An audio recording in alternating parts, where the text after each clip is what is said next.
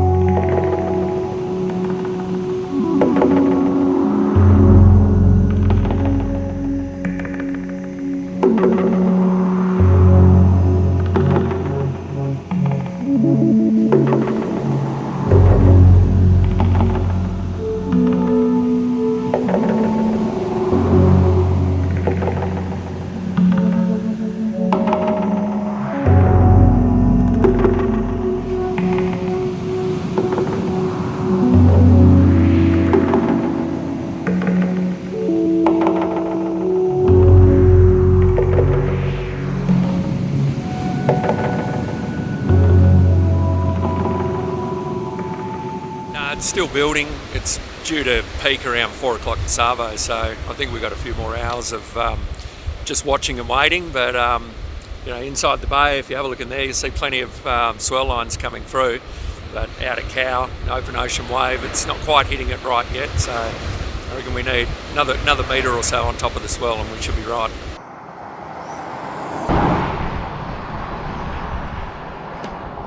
So, what are we doing, mate? Where are we going? We're heading to Manjimup to have a look at some truffle farms. That's what I do. Well, we're on one of the part of our truffle farms, so the Truffle Hill farms. We're on one of our blocks on, I think we're in B block at the moment, and it's one of the biggest truffle farms in the world, right here in Manjimup, WA. Pretty unique, something that I really didn't know a great deal about. So I spent a fair bit of time researching it before I applied for the job and was fortunate enough to get the job and never look back. It's a really, really cool, unique little industry that doesn't get as much exposure, I suppose, as say the wine industry does, or seafood or beef or cattle or other farming, but there's a lot of passion in it, and we grow truffles, or we cultivate truffles. They're a fungus, not a fruit and vegetable, but we grow them with a lot of passion and a lot of insight and care. So it's something that it's a heavy human touch product to bring to life. These big ones are oak trees. These smaller ones are hazelnut trees. So obviously the oaks grow pretty big. They seem to be the right kind of trees, or the right species to inoculate the roots and grow and cultivate truffles from. The majority of black Perigord truffles or tuber melanosporum would be grown under hazelnut and oak, at least in Australia anyway. And this is what we've got. Yeah, they grow underground, so there's a lot of sort of mysticism about it, I suppose. There's a heap we don't know. When you're farming a fruit or a vegetable, we've got a lot of experience with that kind of stuff. Where fungus, and particularly growing under the ground, you can't see it. You've really got to be doing a lot of testing to bring it out and get it out in good shape and aromatically flavoursome. But it's just different. It's different to just about every other type of farming that I've been involved in over my time. Yeah, it's one of those products that you can consume it in a lot of different ways. You can have it. It's like a food additive. You wouldn't have it as the main course or the main central part of the meal, but it complements other foods. Particularly, goes really well with fats, heat, so cheeses. It's good with mashed potato. I like it on a steak. Some purists don't think it's the best way to consume it, but ticks the boxes for me. But it's simple flavours. It really complements simple flavours. No, they're underground, and they form a symbiotic relationship with the roots of the tree. So the truffle feeds off the sugars that the tree produces, and then it creates a nutrient-rich environment around the roots, so it gives something back to the trees. And we only farm them or harvest them when they're ripe.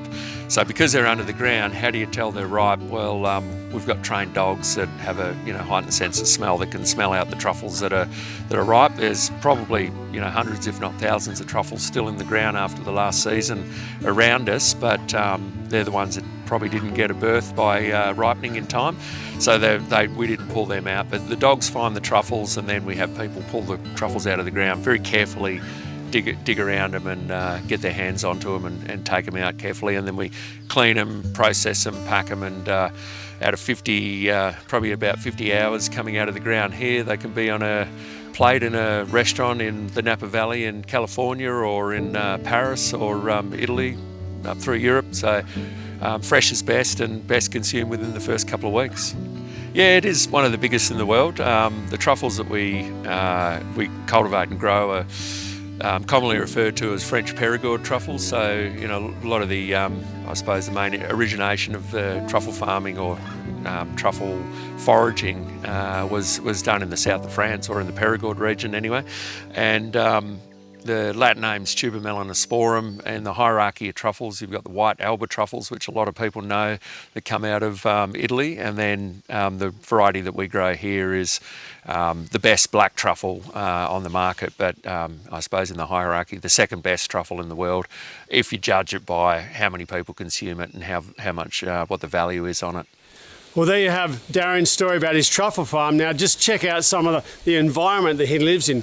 One of the most beautiful parts of Australia, Margaret River, known for its wine territories there. Before we head out to Bombie, just look at the beauty of this area around Margaret River.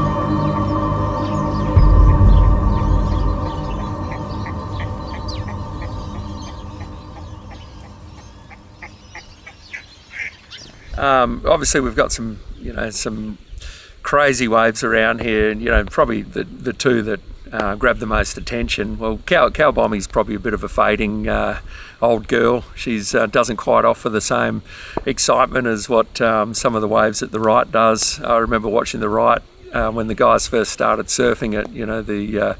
The Mark Matthews and Covies and the local boys down there, Crossy, Rufus, and those kind of guys who just set it alight. And we would watch it and just think, how is this possible? Such a crazy wave. And I guess over time, living in this area, you got the exposure to so many great waves. You just build up to it. I got into towing probably 25 years ago, and I've just been, obsessed with it since. I've always taken the stance that, I'd rather go out and get 100 waves and paddle around with a pack and maybe get 5 or 10 and say that was a good surf. I still love paddling. Paddling's awesome, particularly from keeping your touch in place and your fitness. But the thing that really gets me fired up is chasing those crazy waves.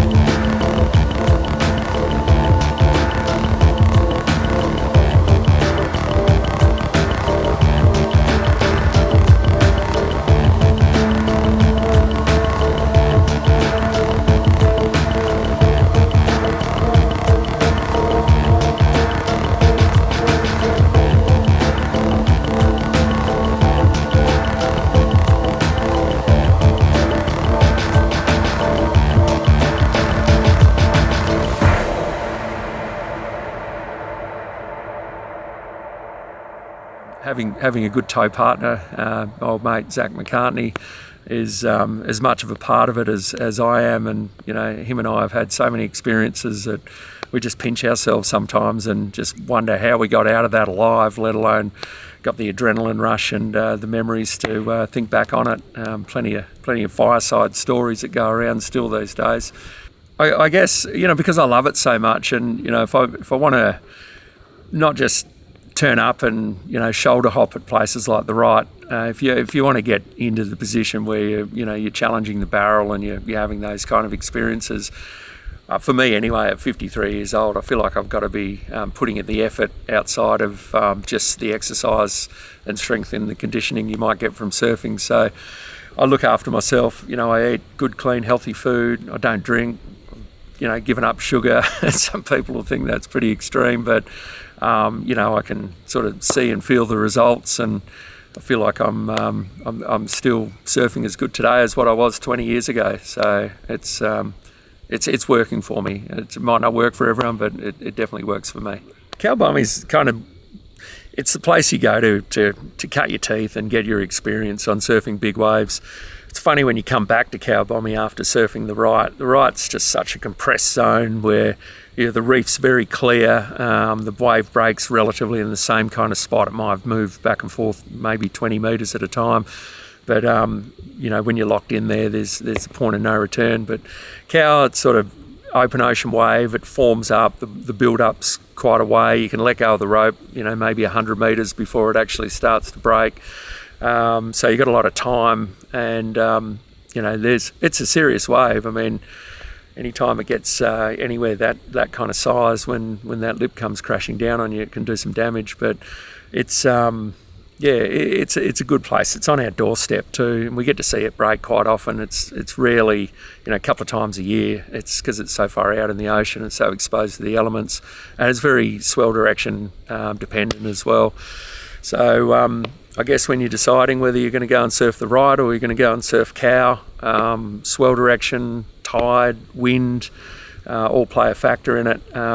But give me one wave out at the right over 100 rippers out at Cow any day of the week, and I'll take the right. It's the Everest of surfing, really, I think, anyway, in my experience. But I haven't surfed some of the other great waves around the world. I'd like to think that it's sort of comparable to Chopes. One day I might surf Chopes, but that'd be a bit of a dream, bit of a bucket list kind of spot as well.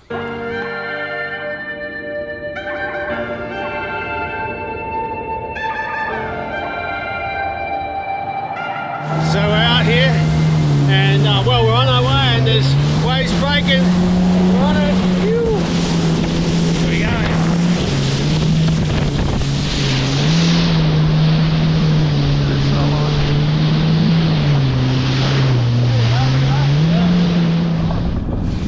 So what's going on here? 7 metres it's calling. I don't see any 7 metre waves, but that's exciting.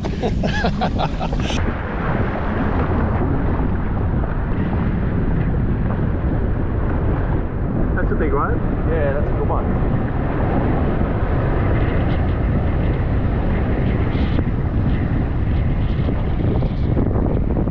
Great sound.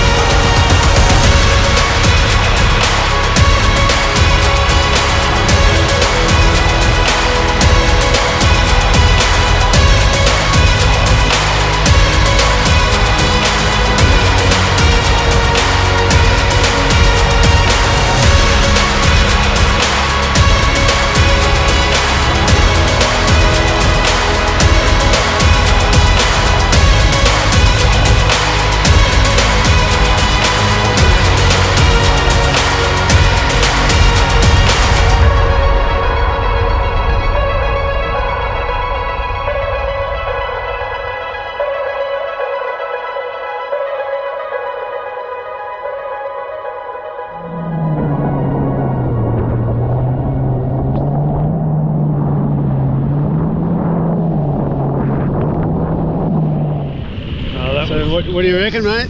Well, didn't quite live up to expectations, but it wasn't bad. Yeah. There were some bombs. There was Definitely some bombs. Some bombs, some beatings. Not a lot of barrels though. Good fun.